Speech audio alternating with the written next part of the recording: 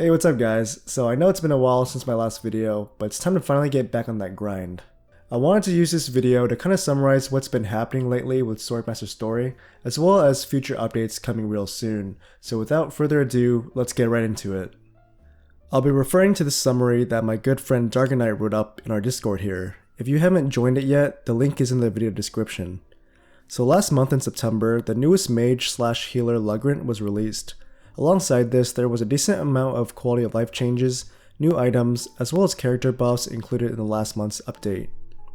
The newest armor set that we got was the Executioner set, which similar to the Guardian set, is a really decked out armor set that you'll want to eventually get and max, but understand this may be hard to get for brand new players.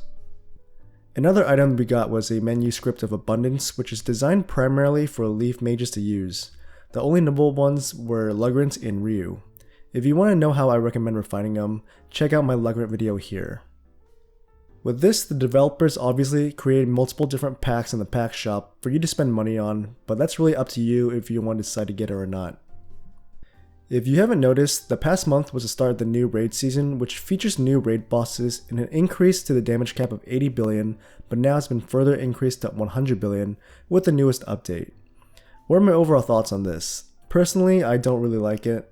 But I guess that's just how games operate nowadays, and I just hope players are able to keep up with it, or maybe developers make upgrading more affordable. Other than getting the new character Lugrant, some older characters were given decent buffs. From what I can see, most of the buffs were increases in power or survivability, probably to help keep up with the raid damage cap increase. I'm not going to read all of these, but you're free to read them if you join the Discord. Now, here's another update we had earlier this month, which basically introduced the anniversary events, dungeons, shop items, as well as a few other quality of life changes. By the time you're watching this video, then the anniversary events might be over, but whatever event dungeons there currently are, I'd advise you to hit them every day. With this event, the raid damage cap was increased from 80 billion to 100 billion, which probably doesn't impact many of you. It likely made some of the difficulty on the lower end easier, but at the cost of increasing the damage cap and difficulty later on. Next up are some of the highly requested quality of life changes that we've been begging for forever. The first one being that Slasher is now weekly instead of daily, so now you can just do Slasher once a week as opposed to 7. Additionally, the rebirth system has been changed so you can rebirth easier and quicker now. Essentially, you can rebirth in bulk. Following this, we had a couple character damage buffs to Keiran and Kana, as well as changes to item sets such as the Ancient set. It has now been given 10% damage reduction for the 3-piece set, and further defense for the 5-piece set. I'd probably still keep this mainly for someone like Vivian whose skill scales with defense, and just refine it for maximum defense. This will essentially maximize her shields. There was also a lot of small additions or bug fixes that you can read below. But I'll go ahead and move on to the most recent update, which just happened. So starting off the first week of November, the KONOSUBA collab is coming back. I don't know when it will end at the top of my head, but collabs usually run for about a month. But you can probably check the official Discord for more details on that. Now, if you've gotten them from an original release, you'll see that their skills have been buffed in an attempt to balance them with today's meta. As far as who you should get, I will probably make a separate video that goes more into that in depth. From a first glance, it looks like Aqua's healing has gotten stronger, as well as providing more buffs to the team, making the all-water teams or moist meta significantly stronger. With Megumin, they made her even more of a glass cannon, significantly increasing her damage and skills to emulate that of Efreet and Bell. With her high bursting skill, she also inflicts some burn. Like Aqua and probably Darkness, she's going to be a good asset to have, especially in guild territory. Lastly, we have the waifu Darkness, which appears to have been made an even stronger tank.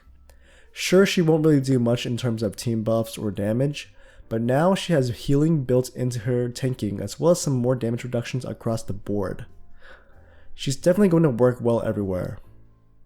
Based on these changes, if I was a new player and couldn't afford to summon a whole lot, I'd probably get at least 2 to 3 copies of each character as opposed to going all in on one.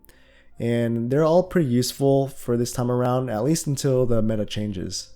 Next, we have a lot of damage buffs to older characters and armor sets, which I won't dive into, but I guess it's likely due to the raid damage increase and guild territory bosses getting way more HP as you increase difficulty. And of course it looks like the cap has been increased for the Ideal Stone, Awakening Stone, and Burst Stone. Like damn, the grind won't end, but that's for sure. Overall, the buffs were simply damage increases. I didn't notice anything game breaking, so the tier list won't be changing too much. I'll probably release a new one sometime this month, once I do some more testing. We also got more floors of Dark Lord's Tower, so once I beat those floors and record them, I'll share them with you guys here.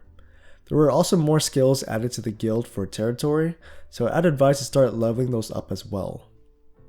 Anyways, that was the most recent updates, as well as last month's updates for Swordmaster Story. I'll continue to update you guys as soon as I find more information here. And be on the lookout for the upcoming weeks for an in-depth overview of the new KONOSUBA characters, as well as an updated tier list. If you've been following me and enjoy my non-Swordmaster Story content, then expect a gaming related video in the coming month. As always, if you guys have any questions, feel free to ask them in the comment section below.